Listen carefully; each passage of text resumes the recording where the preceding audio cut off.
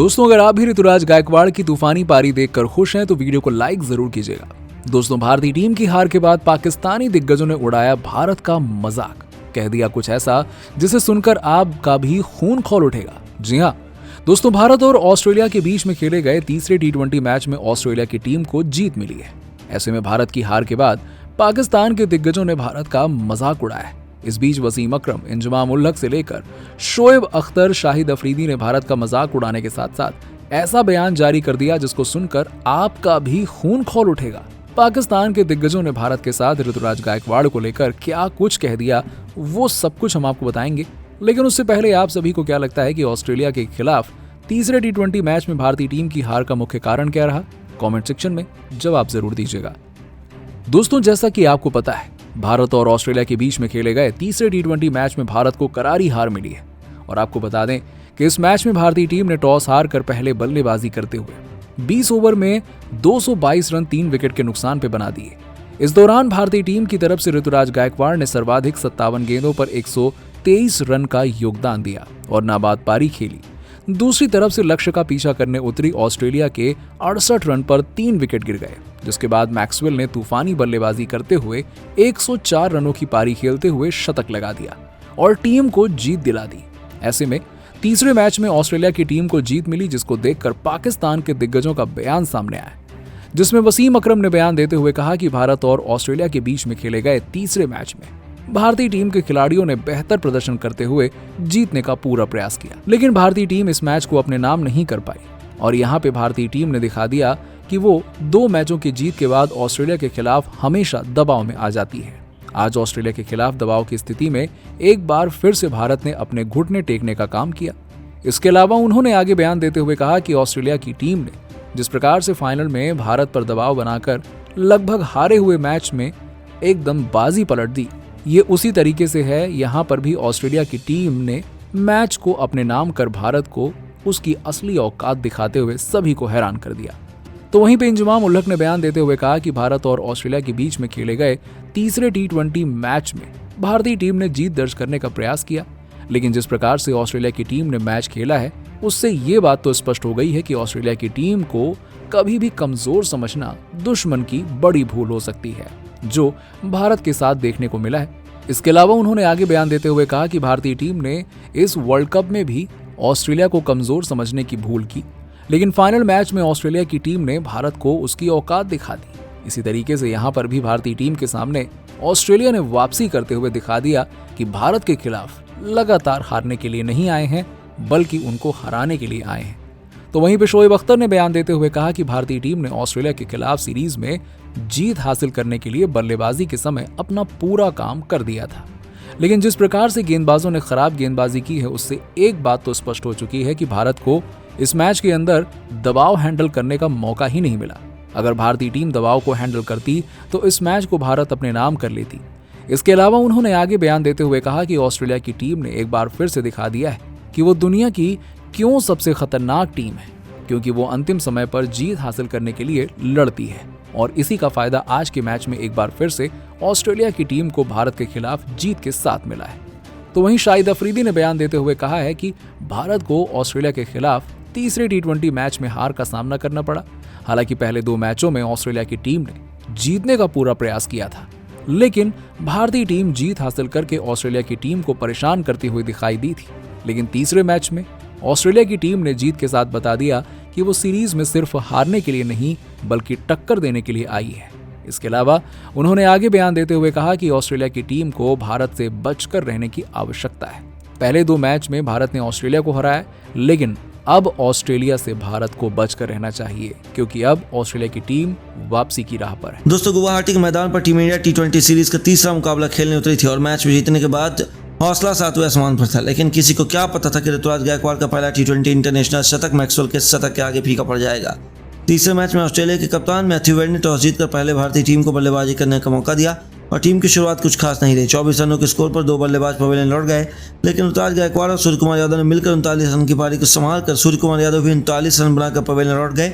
वहीं ऋतुराज गायकवाड़ अंत तक बल्लेबाजी करते रहे और कंगारू गेंदबाजों का डटकर सामना किया। और तूफानी बल्लेबाजी का नजारा दिखाते हुए अपना पहला T20 इंटरनेशनल शतक ठोक दिया और टीम इंडिया के स्कोर को 20 ओवर में 222 रनों तक पहुंचा दी। टीम इंडिया का यह स्कोर देखकर हर किसी को लग रहा था कि बड़ी आसानी से इस मुकाबले को भी टीम इंडिया सीरीज को जीतकर अपने नाम करेगी, लेकिन किसी को क्या पता था मैक्सवेल अकेले दम पर ही मैच को खत्म कर देंगे और ठीक वैसा ही हुआ। भारतीय गेंदबाजों ने मैच में वापसी करने की पूरी कोशिश की।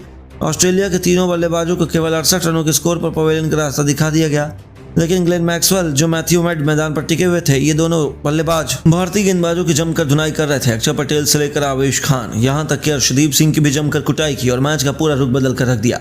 इन दोनों बल्लेबाजों ने मिलकर मैदान पर ऐसा तांडव मचाया कि मैच को अंतिम ओवर तक पहुंचा दिया और जीत के लिए 21 गेंदों की जरूरत थी।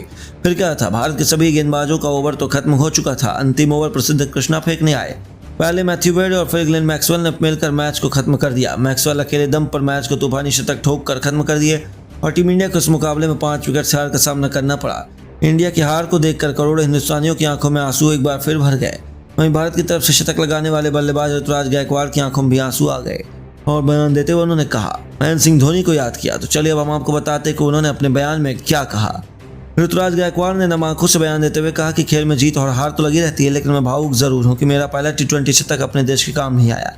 मैंने बहुत मेहनत करके लंबे समय तक मैदान पर टिका रहा और टीम इंडिया के लिए शानदार बल्लेबाजी की, शतक लगाया, लेकिन मैक्सवेल ने मेरे शतक पर पानी फेर दिया और शतक लगाने के बाद मुझे धोनी भाई की याद आ गई।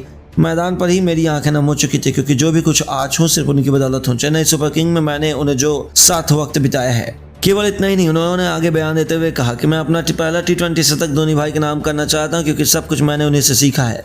उन्होंने मेरी बैटिंग में काफ़ी सुधार की है और मैं उनके साथ मैदान पर प्रैक्टिस करने के लिए IPL में उतरता था, ताकि मैं उनसे हर मैच में पहले नए टिप्स ले सकूं। उन्होंने मेरा काफ़ी मदद की है। मैं जितनी भी धोनी भाई को थैंक यू कहूँ कम है। लव यू धोनी भाई। तो दोस्तों, देखा आपने किस तरह से T20 मैच में पहला शतक लगाने के बाद महेंद्र सिंह धोनी की याद ऋतुराज गायकवाड़ को आई और उनकी आंखें नम हो। लगातार 2 T20 मैच जीतने के बाद तीसरा मुकाबला खेलने टीम इंडिया गुवाहाटी के बारसा पारा क्रिकेट स्टेडियम में पहुंची। मैथ्यू वेड ने टॉस जीतकर पहले टीम इंडिया को बल्लेबाजी करने के लिए आमंत्रित किया और हर मैच की तरह यशस्वी जायसवाल, ऋतुराज गायकवाड़ मैदान पर उतरे। वहीं अपनी टीम के लिए गेंदबाजी करने आए केन रिचर्डसन पहले ही ओवर में 14 रन बटोर लिए और दूसरे मैच की तरह इस मुकाबले में भी दोनों ओपनर टीम के लिए शानदार शुरुआत दी। टीम के लिए दूसरा ओवर फेंकने आए जैसन बेरेंडॉर्फ ने यशस्वी जायसवाल को अपनी दूसरी ही गेंद पर पवेलियन का रास्ता दिखा दिया। टीम इंडिया को बहुत बड़ा झटका लग गया और अब मैदान पर ईशान किशन आ चुके थे। इन दोनों बल्लेबाजों के कंधों पर टीम इंडिया की अहम जिम्मेदारी थी, लेकिन टीम के लिए तीसरा ओवर एक बार फिर फेंकने आए केन रिचर्डसन ने पहली गेंद पर चौका और 22 रन लेकर टीम इंडिया के खाते में 5 रन डाल दिया, लेकिन अपनी तीसरी ही गेंद पर ईशान किशन के रूप में अपना बड़ा विकेट निकाल लिया। ईशान किशन बिना खाता खोले पवेलियन लौट गए और भारतीय टीम को 24 रनों के स्कोर पर दूसरा बड़ा झटका लग गया। लेकिन एक तरफ ऋतुराज गायकवाड़ मैदान पर टिके हुए थे और उनका साथ देने के लिए अब खुद का तान सूर्य कुमार यादव आ गए। इनके कंधों पर टीम की अहम जिम्मेदारी आ चुकी थी और टीम के लिए 5वां ओवर फेंकने आया नाथन एलिस की तीसरी गेंद पर अपना पसंदीदा शॉट खेलकर ऐसा छक्का जड़ा जिसे देखकर स्टेडियम में बैठे दर्शक भी हैरान रह गए और टीम इंडिया के स्कोर को तेजी से आगे बढ़ाना शुरू कर दिया।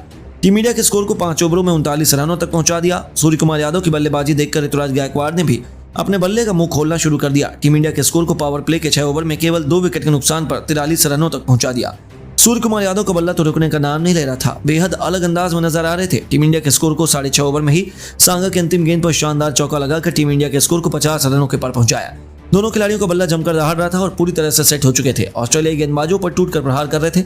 सूर्य कुमार यादव की बल्लेबाजी देखकर ऋतुराज गायकवाड़ का बल्ला रुकने का नाम नहीं ले रहा था और चौके छक्के दोनों ही बल्लेबाज लगाए जा रहे थे। दोनों बल्लेबाजों ने मिलकर टीम इंडिया के स्कोर को 10 ओवर में 2 विकेट के नुकसान पर 80 रनों तक पहुंचा दिया। लेकिन टीम के लिए 11वां ओवर फेंकने आए आरन हार्डी ने अपनी दूसरी गेंद पर सूर्य कुमार यादव को पवेलियन का रास्ता दिखा दिया। टीम इंडिया को 81 रनों के स्कोर पर तीसरा झटका लग गया। तो इसके बाद मैदान पर ऋतुराज गायकवाड़ का साथ देने के लिए तिलक वर्मा आ गए।